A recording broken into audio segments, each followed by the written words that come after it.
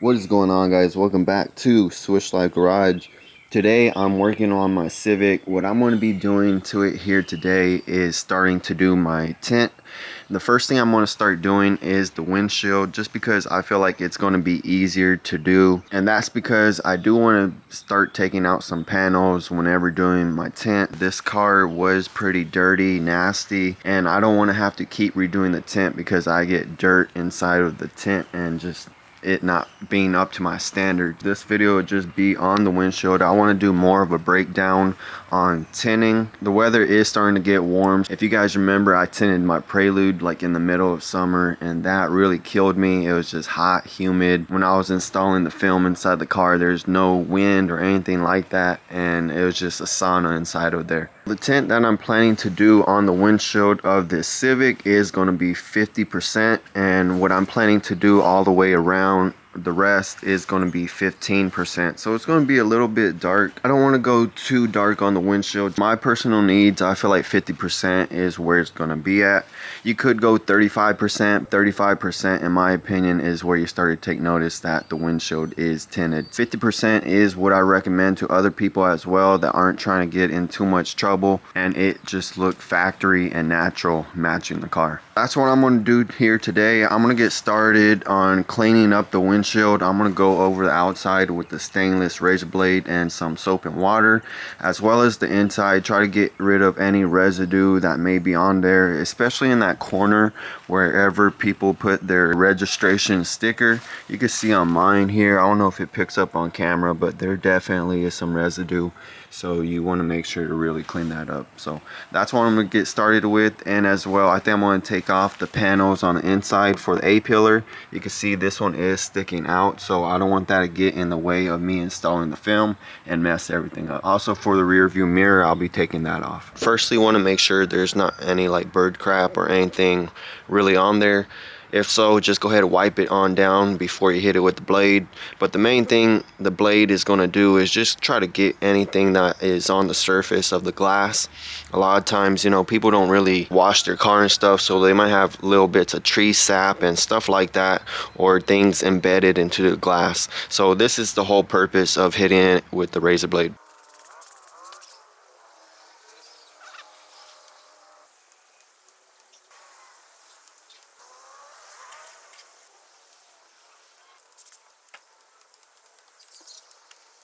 Now I'm just going to spray it again and just hit it with the microfiber. Before I clean the inside of the windshield, I'm going to go ahead and take off the A-pillar trim and then take off the rear view mirror.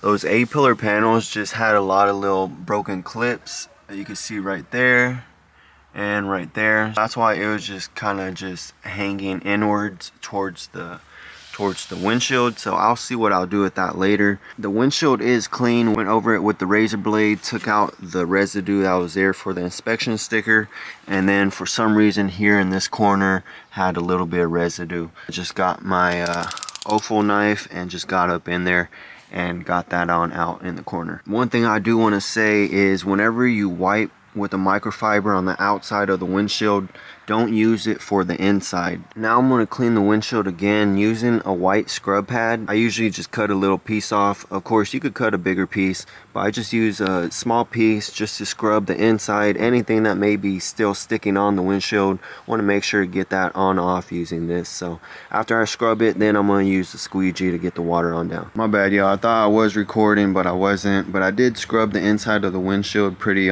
good, and then after that use the squeegee to get the water on down, and then I had to use the bulldozer squeegee to get the corner here by the dash. So that is pretty good for now. You are going to clean it one more time before the installation of the tint. Now what I'm going to do is I got some Dove soap, bar soap, and what I do is I just wet it on up, get some soap on my hand, and just start to spread that soap on over the windshield.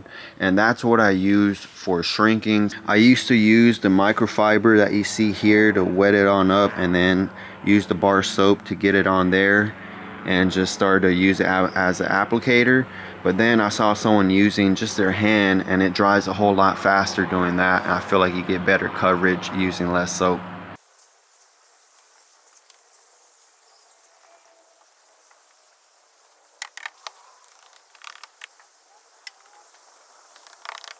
You really don't have to wet the bar of soap much at all. Just get it in your hand, start to mess with it, and once your hand has some soap, go over the windshield. Honestly, you're going to have more soap than you think on your hand. Once you see it spread on here, you're going to realize how much. But want to make sure it's actually a thick layer of soap. You don't want it real watery, because then the soap is just going to run off and you're not going to get a nice layer on the glass that you need. You're really going to want to let this dry off and just leave that haze on the windshield. If it's cold, you can use your heat gun and go over the windshield to help speed up the drying process. While this is drying, what you can do is measure out your windshield. You want to get the biggest part of the windshield. So usually on most cars, the bottom part is going to be the longest. So measure that out. And here you rather over measure instead of under measure, because you don't want to cut it too short. Now it's too short for your windshield, and now that film is going to go to waste, or you're just going to have to wait to use that film on a later time. So you rather cut an extra few inches off of the film instead of having to cut it short and not use the film. The film that I'm using is Windshield, and this is their Pro Nano 50%.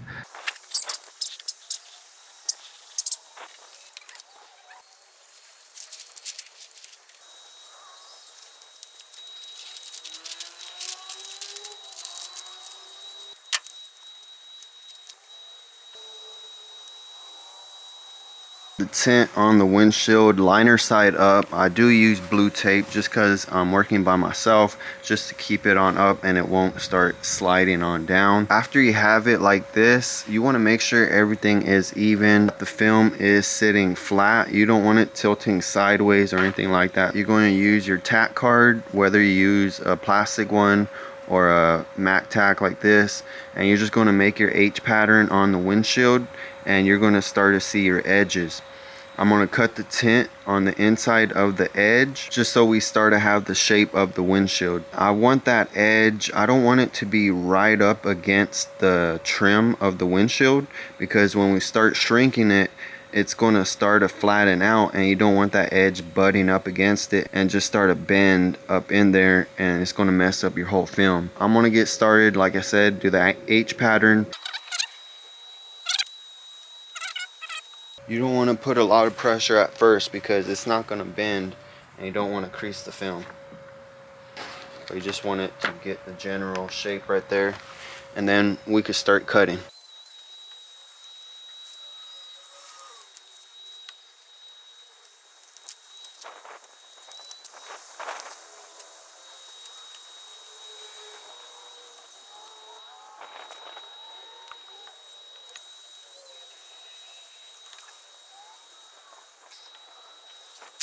Got the tint cut out and got space in between the trim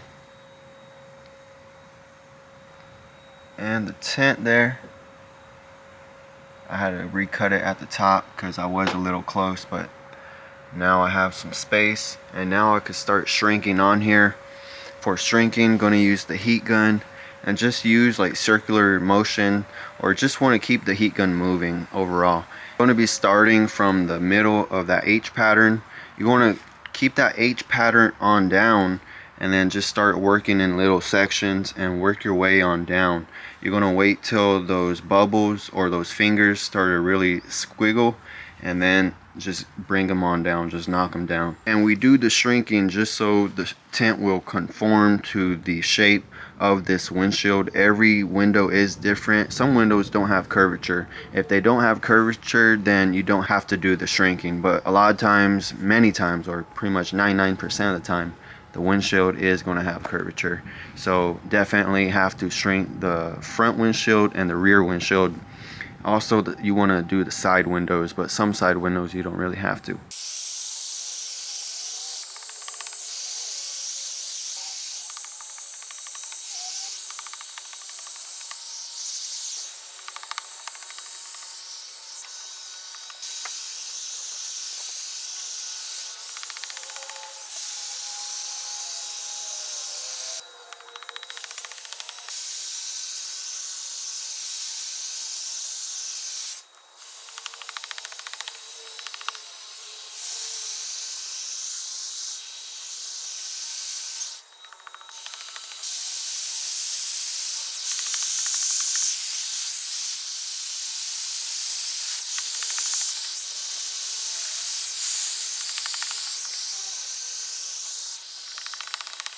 So the bottom half is all tacked down, everything is flat, but now I need to do the top half. Hopefully you guys are able to see with the reflection some of those fingers that are forming, and then whenever I shrink them on down, you can see them go sideways.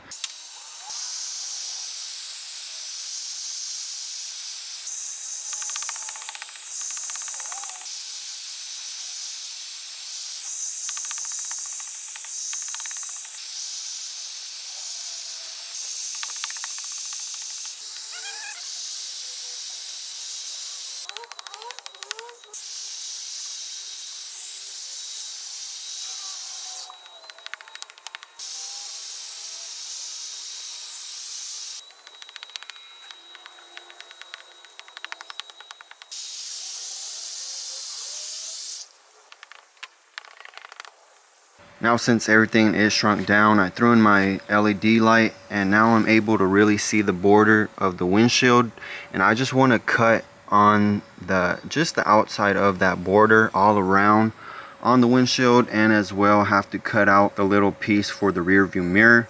If you don't take off the rear view mirror, you have to cut out that piece and then make a slice all the way up top, and then just put it back together whenever you install it. But if you make that slice, it makes the film start to flip-flop every which way, and it makes it a little bit difficult to get it installed perfectly. Definitely, if possible, take out the rear view mirror.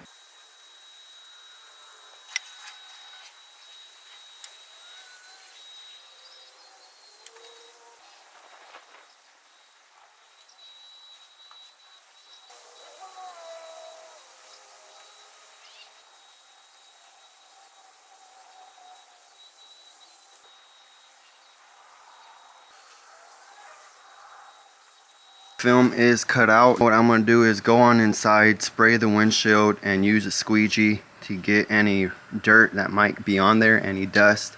After that, then come out here, pick up the liner, and just start spraying the film, and then lay the liner back down.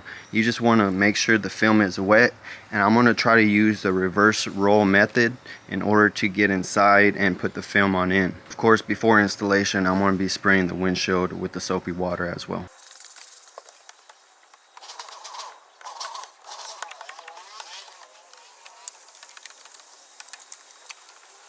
What I do is spray the outside just to trap any dust or anything in the air before I pick up the liner.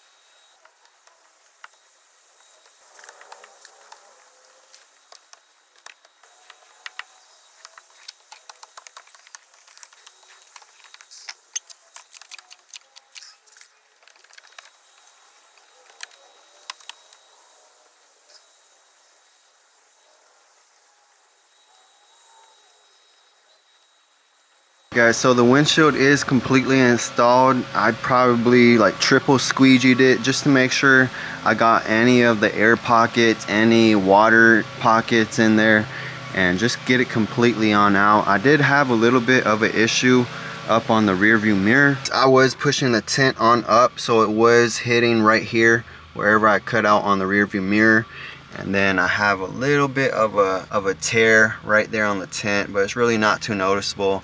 I just got a black Sharpie and just covered it on up. I'm pretty satisfied on how it looks. It's going to give me that protection already right now. Whenever I feel right here in the sun, I won't feel too much warm. As of now, I am going to leave out the A-pillar trim because probably on the next video you'll see me tint the rear windshield, but I am going to be taking out some of these panels, so just leaving that on out for now.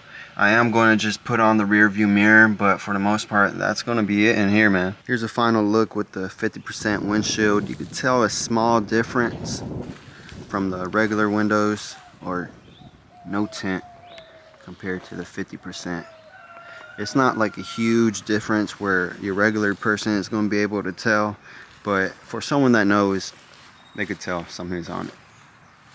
That is going to do it for this video, guys. Hopefully you gained something or just some knowledge on tinting and able to see the difference, and possibly you guys might want to do the 50% windshield or maybe go darker or a little bit lighter. If you're not wanting to do the 50%, then next step up would be the 70%, and that is not noticeable at all. And to me the 50% isn't noticeable, but 70% definitely is not noticeable. That's just mainly going to be there for the UV rays from the sun and stuff, and just to protect the interior. So if not this, definitely do the 70%. I recommend it if you're able to get away with it. As long as it's a clean install, nobody is going to be able to tell. If you guys could give this video a thumbs up if you found it useful, and drop a comment if you have any questions, and make sure you are subscribed to the channel. I have a few videos already on this Civic, but as well I do have some other projects that you could go ahead and check out. So go ahead and check them on out. I'm gonna have to catch you on the next one, player.